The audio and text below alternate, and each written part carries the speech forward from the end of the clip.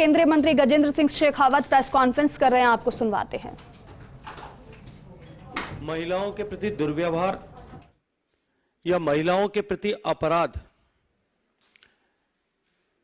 इस दृष्टिकोण से एक नंबर पर पहली पायदान पर आकर के खड़ा हुआ। 2 लाख से ज्यादा मुकदमे पिछले दिनों में राजस्थान में, पिछले इन 4.5 वर्ष के कालखंड में कांग्रेस की सरकार में राजस्थान में दर्ज हुए। यहां तक नहीं, गैंग रेप के मामलों में, अबोध बालिकाओं और बच्चों के प्रति इस तरह के हिंसात्मक मॉलेस्टेशन के केसेस के दृष्टिकोण से भी राजस्थान एक नंबर पर हुआ। दलितों के ऊपर होने वाले अत्याचारों और केसेस के दृष्टिकोण से भी राजस्थान पहली पायदान पर रहा। राजस्थान में जिस तरह से लॉ एंड ऑर्डर सिचुएशन गड़बड़ाई, हर मोर्चे पर राजस्थान विफल हुआ है। उसके साथ साथ में राजस्थान पुलिस का जो ध्येय वाक्य है, अपराधियों में डर और आम जन में विश्वास, वस्तुस्थिति ठीक इसके उलट हुई। आज हालात इस तरह से हैं कि जेलों से बंदूकों की नोक पर अपराधी छुड़ाए जा रहे हैं। पुलिस की कस्टडी में या जुडिशियल कस्टडी में अपराधी गैंग वॉर करके एक दूसरे को मारते हुए दिखाई दे रहे हैं। हर दूसरे दिन कहीं ना कहीं सरेआम गोलियां चला करके हत्याएं करने की वारदातें हो रही है। हर दूसरे दिन कहीं ना कहीं किसी न किसी व्यापारी को, व्यवसायी को, कामगार को धमकी देकर के एक्सटॉर्शन करने की घटनाएं हो रही है। और इन सब के चलते हुए धरातल पर पुलिस का ध्येय वाक्य बदल करके हालात ये बयान करते हैं कि राजस्थान के आम जन में डर है और अपराधियों के हौसले चरम पर हैं। यदि मैं केवल महिलाओं के विरुद्ध हुए अपराध और आपराधिक घटनाओं का जिक्र करूं, जिनमें जैसा मैंने कहा कि राजस्थान पहले पायदान पर आकर के खड़ा हुआ है। मीडिया की खबरों के अनुसार यदि मैं आकलन करता हूं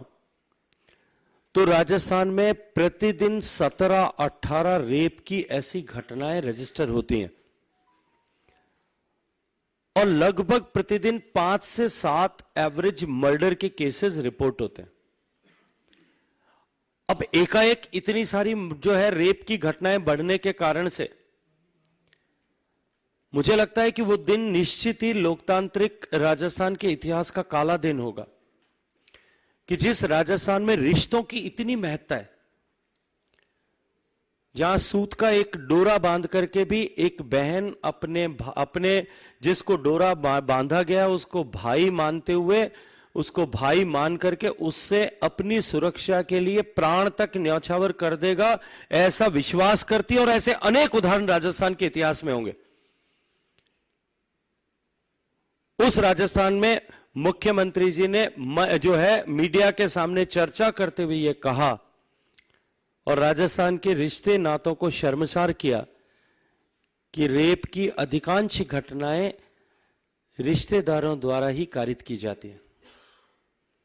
विषय यहीं तक समाप्त नहीं होता। जिस राजस्थान की पहचान पन्नाधाय से, जिस राजस्थान की पहचान जिस राजस्थान की पहचान रानी पद्मिनी से, जिस राजस्थान की पहचान मीराबाई की भक्ति से, जिस राजस्थान की पहचान कर्माबाई के खींच से, जिस राजस्थान की पहचान महिलाओं के सम्मान से होती थी, और जिस राजस्थान की पहचान ऐसे लोगों से होती थी, ऐसे रणबांकुरों से होती थी जिन्होंने महिलाओं के सम्मान की रक्षा के लिए एक एक युद्ध में अपनी कई पीढ़ियां खपा दी, उस राजस्थान में भाई बहन के रिश्ते को शर्मसार करते हुए